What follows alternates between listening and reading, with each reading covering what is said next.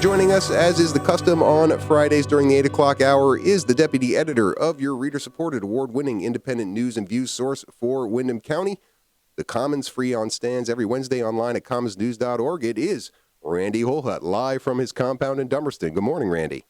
Good morning, Chris. Good morning, everyone. Hi, Joyce. Hi, Joyce. Thank you so much for listening in on the Upstairs Radio.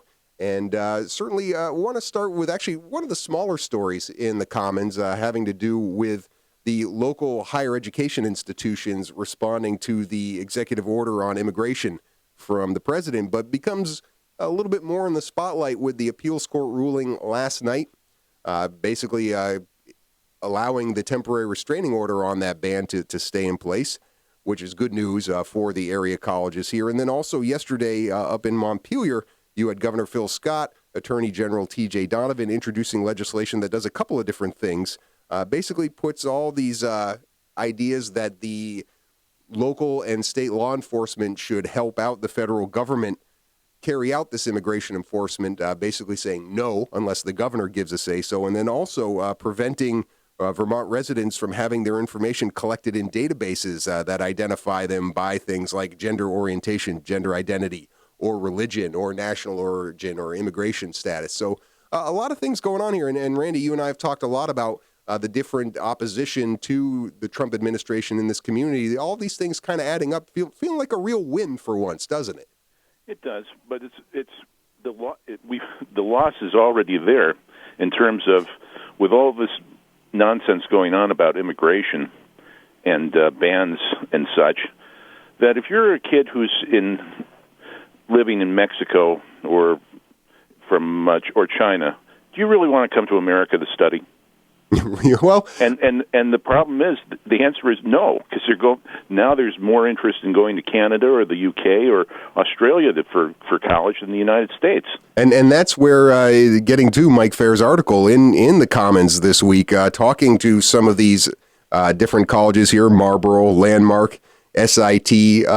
I'm kind of surprised they aren't more affected by it, especially SIT. I think they reported that actually nobody would have been affected by the travel ban if it were implemented, correct?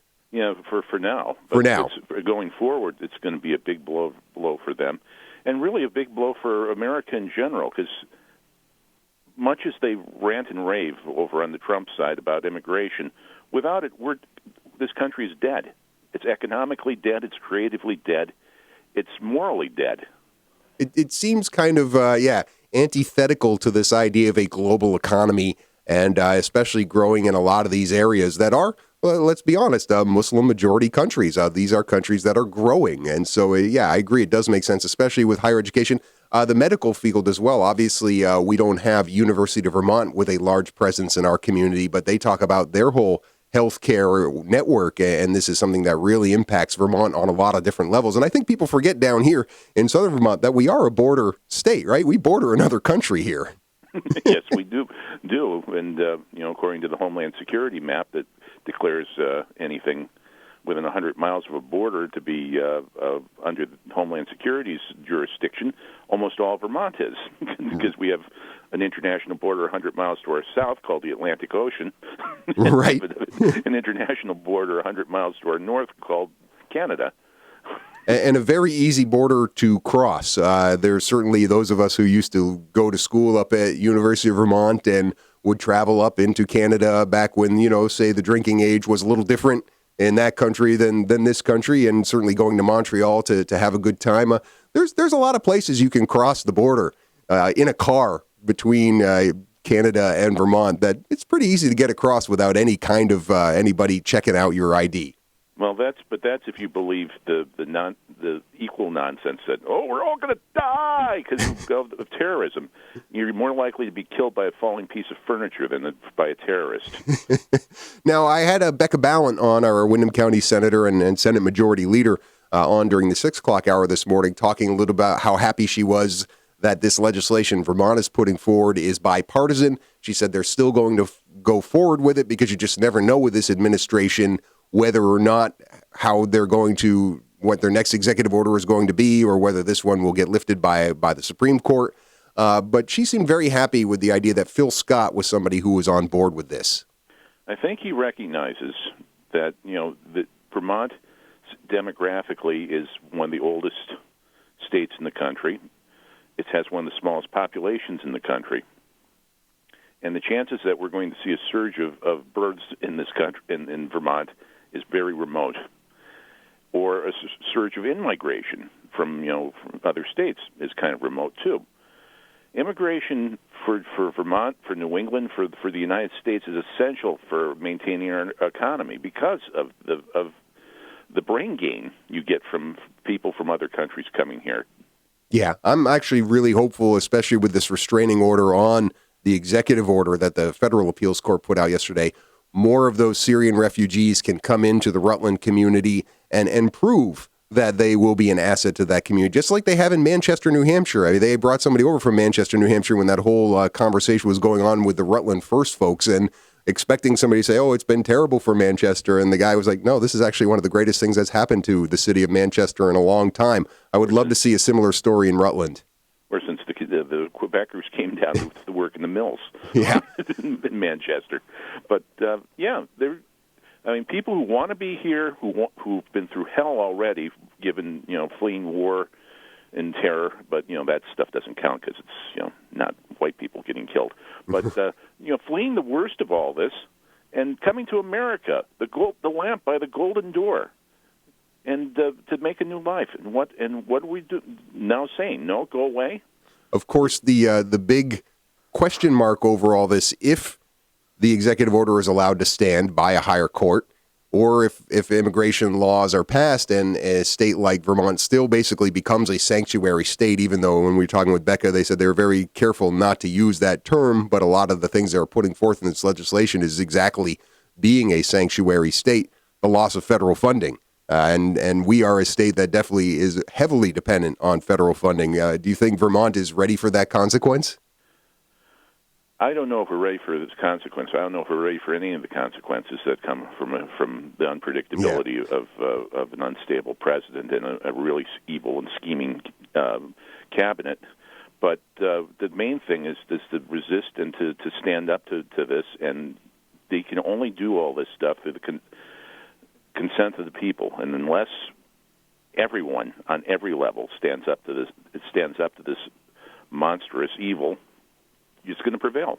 Yeah, and that's why I think even though the cabinet appointments are going through, I think the opposition to bring to light some of the reasons that we would be concerned as American citizens about some of these people getting into cabinet positions, because what they might do sets up that battle in context, right? We should be arguing the issues, not the individuals, because issues like this, does a court have the right to oversee an executive order like this from the president? Absolutely they do. That's the checks and balances of the Constitution. Whether it's Betsy DeVos or Tom Price or Rex Tillerson, we now know greater where they stand on different issues, so it'll be easier to oppose if they try to do anything that is unconstitutional or outside the interest of America. That's one way of looking at it. Yeah. The other way of looking at it is the most unqualified and incompetent people heading up some of the most important aspects of our government. Well, see, it's Friday. I'm trying to be an optimist here. That's why we do such good radio. We balance each other out.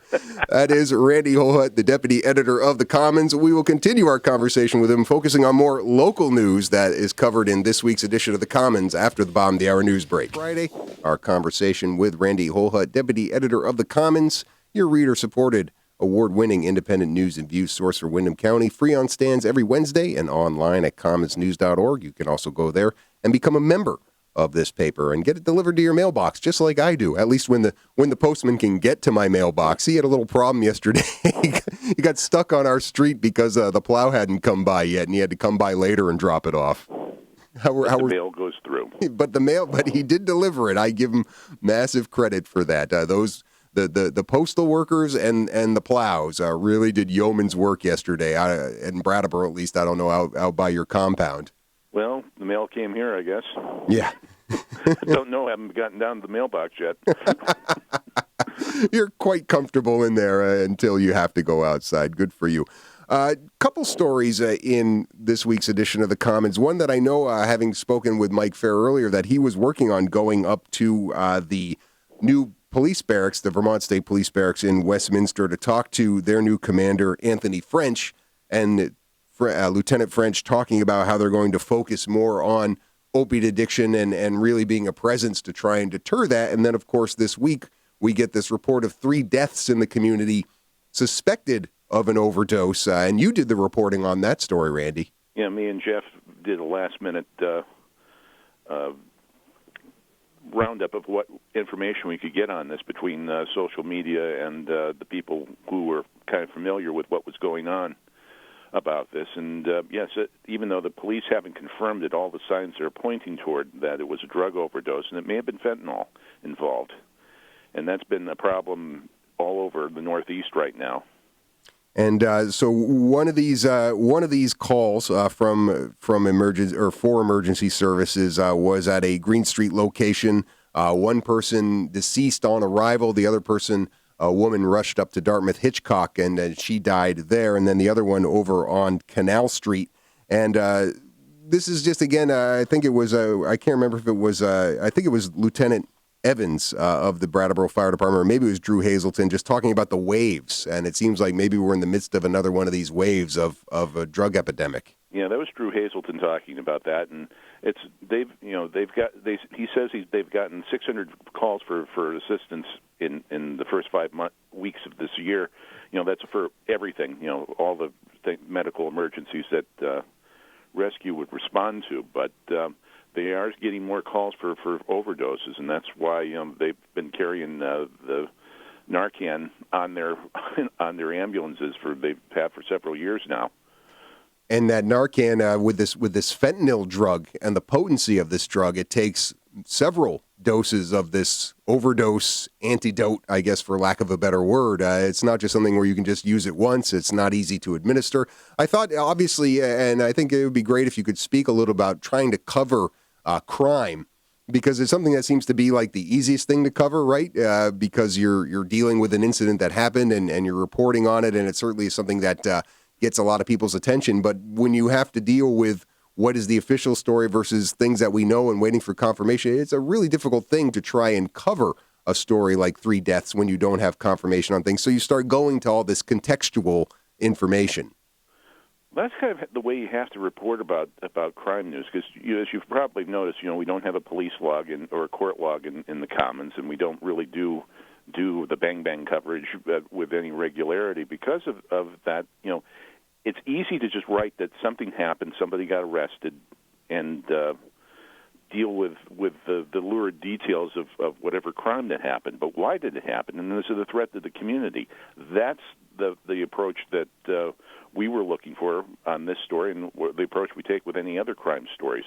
What is the threat to the community? Is there a way that we can maybe give a heads up that, hey, there's you may be taking something you think is one thing, but may not be one thing. What is being done about it? Is there any solution available at hand to this? Yeah, thus the context where you spoke with Susie Walker at Turning Point of Windham County, talking about giving people training on administering the Narcan, using statistics from the Centers for Disease Control, which is just staggering. From 2010, overdose deaths of 17,000 rising to over 31,000 in 2014. And more still for the other years, I guess. The state put out some fresh data right after we wrote that story that showed a sharp jump in overdose deaths. Yeah. So, and then back to Mike Fair's story, talking to Lieutenant French and this presence that they have, and certainly being aware of I-91 as a corridor for trafficking these drugs, and people should just be aware. There seems to be that there's going to be more state troopers on I-91, so they should watch their speed, but that's not necessarily what they're going to be out there for. Yes, woe to you if you have burnt-out taillight or headlight. Right, right. Make sure everything is inspected and working there. What do you think of that approach? I mean, it's something where right now, too, they're going to have to walk a line, because a lot of people are looking at law enforcement in the state of Vermont with those recent reports about police bias based on ethnicity. Well, I think you have kind of realized that it's mostly white people bringing the stuff up. Yep. As you figure for a state that's mostly white, but also it's just, police people have said that it's like pushing on a balloon, that you try and stop access to drugs in one place and it pops up in another place. So you step up the enforcement on 91, people start driving Route 5 instead. Right. The other thing that stood out to me from the story that Mike Fair did about the state police barracks is the lack of personnel. How there is actually a shortage of troopers. It seems like they have capacity where they could hire more troopers if they could just find more people willing to enlist. Well, there's not a shortage of people willing to serve, but the question is that there are more opportunities that pay better elsewhere. Right. The same problem that the Brattleboro police is experiencing with trying to keep their ranks at full staff. Yeah. It's a private sector and a public sector issue here in the state of Vermont with regards to salaries and compensation, which is all the more reason why your story touring the new West Brattleboro Fire Department facility is important. If you can't necessarily compensate the first responders in a way that is commensurate with a lot of other states, we can at least use our taxpayer money to give them modern and well-equipped facilities. It sounds like the West Brattleboro one is that. You got a nice tour of it?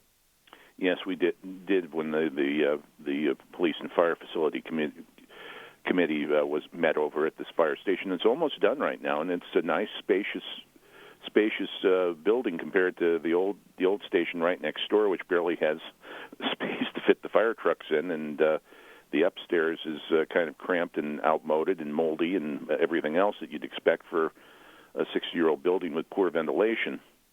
How much time had you? I know you did a lot of stories on the Central Fire Station in Elliott Street. You can, when the upgrades finish there, I'm sure you'll be able to really notice a marked difference. But it sounds like a similar thing in West Brattleboro. You were touring it again, you said, with the Police and Fire Facility Building Committee. That was back on February 1st. Yeah, you have a station that can actually fit three fire trucks. How nice. Including a ladder truck. They don't have to brush the snow off them. The bays. You don't have to custom build trucks anymore to fit a narrow space. You have adequate space for washing down firefighters after an incident, for a hazmat incident or something like that. They have a decent kitchen to work with. They have sleeping quarters. They have storage area. It's a building that's going to be useful not just for the fire department, but also for any emergencies in West B that need a central location to stage from. And all this for less money than they anticipated for the project. Yes, which is a very good thing. But it's a really nice building, and something that the town can be proud of, and which will improve fire coverage over in that side of town. Yeah, so $100,000 under budget on the West Brattleboro Station project. You were speaking to Steve Horton, the project manager for it, expecting similar savings on the Central Fire Station project. What's the status of that? It's moving along. There's, they're starting to put up the steel there, and the weather's been fairly decent this week, notwithstanding. And they've been able to make good progress on that, and their things are going along on schedule and under budget there too. And the reformer will be walled off from the rest of the police station by the beginning of March. Yeah, I know, not too far away, and they've already made pretty good progress on that part of the project as well, which is certainly good news. Randy Ola, Deputy Editor of the Commons, always good news with you on a Friday, and wrapping up with sports. Now, I got to remind you of your prediction last week in the Super Bowl. I think you said 34-17 Patriots. You were actually pretty close. Not really. No, except for the whole way the game unfolded. That game was way too close for going in. But we saw things that the red flags that go up, of young, fast defense for Atlanta that really was having an effect on the Patriots' offense and Tom Brady.